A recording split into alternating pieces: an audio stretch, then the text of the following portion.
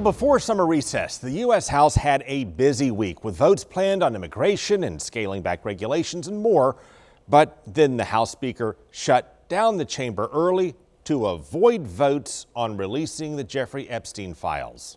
I think that was the admonition of our speaker in there, was just sort of stick your head in the sand, let the administration maybe dissipate this by dribbling some stuff out. Surely the House Speaker did not literally say they're sticking their heads in the sand, but that's how Congressman Massey took it. I mean, I'm heavily paraphrasing, but I think that's his strategy, and I don't think it's going to work. And the upshot is that the uproar over the Epstein case has paralyzed the business of Washington, and Massey and others say leaving work early will not ease the pressure. Over the August recess, I think momentum will build for transparency. I don't think this is going to go away. Now, here's how the Speaker explains blocking votes in Congress to release the Epstein files. There's no purpose for Congress to push an administration to do something that they're already doing. But Attorney General Pam Bondi said she won't release the full case files. And then after Trump faced pushback from his base over that, the Trump administration asked her to selectively release only what she may deem to be credible, which of course may be a judgment call based on what one may find to be believable. And that in itself suggests there may be things in the FBI investigation they find unbelievable and therefore will not release it. We don't want to see pictures of children. We don't want their identification, anybody that was abused. But if the person is suspected of a crime, dadgummit, we ought to have that information. Trump also asked Bondi to seek the release of grand jury testimony that indicted Epstein, but that's a process that takes time, and that testimony may not include the information that a lot of people want to see. See, grand jury testimony is often a fraction of the case file. Here's Epstein's former attorney, Alan Dershowitz. Grand jury information is narrowly tailored by prosecutors only to provide sufficient evidence to result in an indictment. People are not fixated on the indictment of Epstein. They're concerned about other people who may have been involved in this ring of sex crimes and who may be walking free.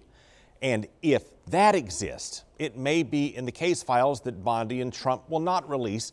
And Dershowitz claims files are being suppressed to protect certain people, though he won't say who. I know for a fact documents are being suppressed, and they're being suppressed to protect individuals. I know the names of the individuals. I know why they're being suppressed. I know who's suppressing them, but I'm bound by confidentiality. Well, Speaker Johnson said he shut down votes in releasing files by shutting down the whole chamber early because Democrats were playing politics and he was done being lectured on transparency. They don't have any moral high ground on this at all. They controlled the Department of Justice for the last 4 years. Has anyone forgotten? They had all these files the entire time. They sat on everything Epstein related for 4 long years while President Biden was in office. You could draw your own conclusions as to why. But no, we cannot draw any conclusions. People can only speculate as to why Trump and then Biden and now President Trump again have not released the Epstein case files.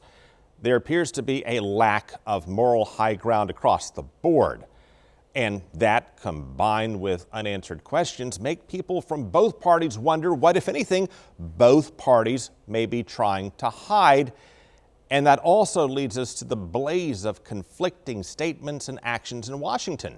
And we want any individual who's been involved in any way in the Epstein evils to be brought to justice as quickly as possible. But that's weeks after Attorney General Bondi closed the case. Putting the back and forth over releasing the files to the side, Bondi again closed the case, meaning she said she has already reviewed the full case files and decided not to further investigate others. I've been on record very clearly that I believe in maximum transparency.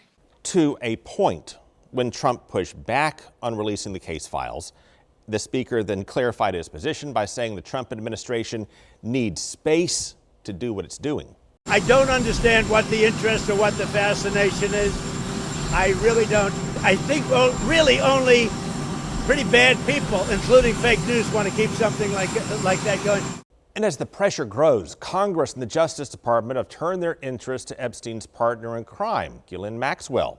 She was convicted in 2021 and is serving a 20-year sentence for conspiring with Epstein and helping run the sex crime ring. She is the Rosetta Stone. She knows everything. She arranged every single trip. If she were just given use immunity, she could be compelled to testify. I'm told that she actually would be willing to testify. And that's how she might reveal or claim to reveal involvement of others and explain their connections to money, power, and politics.